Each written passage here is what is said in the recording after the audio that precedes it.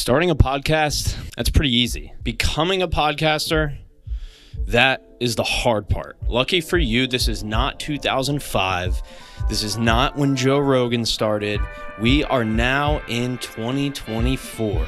And that means there are a lot, your cousin probably started one, tools to help podcasters edit, launch, and grow their show. Today, I'm on with my friend Natalie. She had me on her podcast, and you can check that out using the links below. She asked me my favorite tools for podcasting.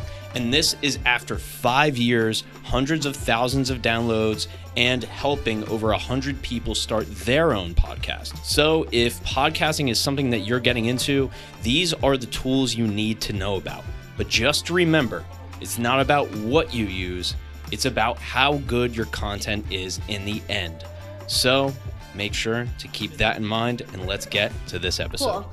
So I think some helpful things is just what are the top tools that you use? Which ones do you love? Which ones do you hate? Tell us a bit about your favorites and what they're used for. Yeah, I'll hit you with a love-hate, which is, it's called Opus.pro. It is a clip-making application that allows you to take your full podcast episode, upload it there, and then it makes all the clips, the titles, and the captions for you.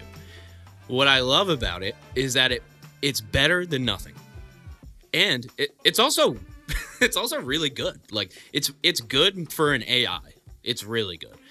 What I hate about it is people like my friend Ruben. I'll call him out.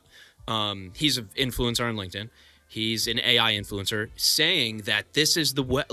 All you have to do is record your podcast and upload it here, and then poof, look at all these views.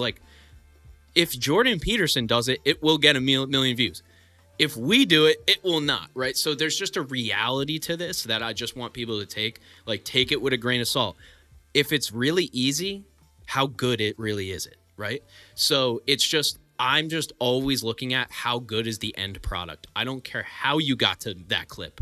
I don't care if AI made it, your grandma made it, your cousin made it. It doesn't matter to me. So I'll just say that's my little love-hate little soapbox right there. But I started using, it's an AI. It does the exact same thing. You toss in your YouTube link. It spits out 10 to 20 different short snippets that you can share on Reels, TikTok, Shorts, all of that to drive more traffic over to your full episode. It's called Live Link. And so far, I really love it. And it's only $50 a month, but I think Opus is $10 a month or something. Yeah. They're affordable these days. Yeah. I have no idea because I haven't. This is going to be my 6th episode here. So, there you go. We don't have a massive track record, but so far, so good. If people watch the clips, it doesn't matter. It really doesn't matter. Yeah. It doesn't matter how you got there if people are down to watch them. So what else do you use? Yeah, so I think I'll go for the ones, if I go real deep, the ones that you don't want to know the ones that I use because nobody's going to use them because they're editing softwares that cost hundreds of dollars and it's a massive learning curve. So I'll give you some simple ones. So Opus is good for clips, like I said. The one that you just mentioned, Blink is another one for clips. Descript is probably one of the most popular podcast editing softwares because it's an all-in-one. But you will reach a limit with all of these where you just can't customize anymore. You can't, it glitches out, the internet shuts down, so many things, right? So there's obvious barriers here. One that I love for tracking is a CRM. It's called Folk. That's what I use. So for a CRM, I'm just saying, if you don't have a CRM, if you don't have a place to put all the people in your ecosystem in different folders, then that's what I recommend for that. And I know it's not a podcast tool, but it should be, because I've had over 150 guests on my podcast. Having them all in one place where I have their individual profiles, where I can just quickly export them and put them on an email list, that's really powerful. So there's that one. And then what I always recommend is Captivate. Captivate.fm, that's what I use to put the podcast out on all platforms. That's my favorite because it's an analytics-based platform. So it's not like Spotify, where Spotify's hey, you want to make an episode today? Captivate is hey, look at your stats. Your numbers are going down. Look, it's trying to show you the numbers, right? So that's what I like about that. So those are just a Will few. it I mean, show you like your total watch time and everything else that we talked about earlier in there too? so there's a few things. So Spotify for podcasters is going to show you your Spotify watch time. Apple podcasters is going to show your Apple watch time. So none of the problem with podcasts is they're very fractured. No, one platform tells you these stats, another platform tells you another stats. My thing is just stick with one, and then at least you have that reference. It's like, yeah, always weigh yourself in pounds or whatever, right? It's like, okay, then I know, right? So even if my scale's off, I'm always weighing myself with the same scale, with the same measurement, right? So I wonder though, because the marketing cap comes on for me, and I think that the average user on Apple would probably be the age of like 35 to 45, right? They make more money because they probably are Apple Music and paying for that subscription, right? So I think the people who listen to Apple Podcasts may have more money to spend and might be the people that you want to watch those metrics for because they're your ideal customer. But on Spotify, it's a free service, it's a free upload, right? So you have a lot of younger people who can't afford to pay $10 a month for their audio. And so, like, to me, if you listen, I'm an Apple Music person, so I listen to Apple Podcasts. But if I wasn't paying for Apple Music, I would totally listen to Spotify for free. And that's what I used to do, right? So I think the average like household income of the people who are on Spotify is probably closer to 65K, whereas Apple listeners might be closer to 120K annually, right? yeah, So well, I'll take this from you. Yeah. No, yeah. sorry, continue. So I'm just thinking, like, depending on who your target audience is and what platform you're using, right? I think that would determine like the different stats, right? Because you might not hit a home run on Spotify, but you're killing it on Apple because of what you're saying might resonate with them. And the same would go opposite, right? Yeah, this is like deeper than normally I think about it. So I'm glad that you brought that up. I also have a counter argument.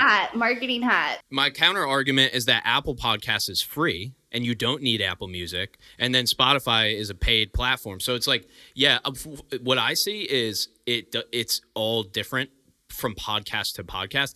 I look at it less of, I guess, in the marketing. I mean, I guess there's a little bit of marketing, but more in just general consumption.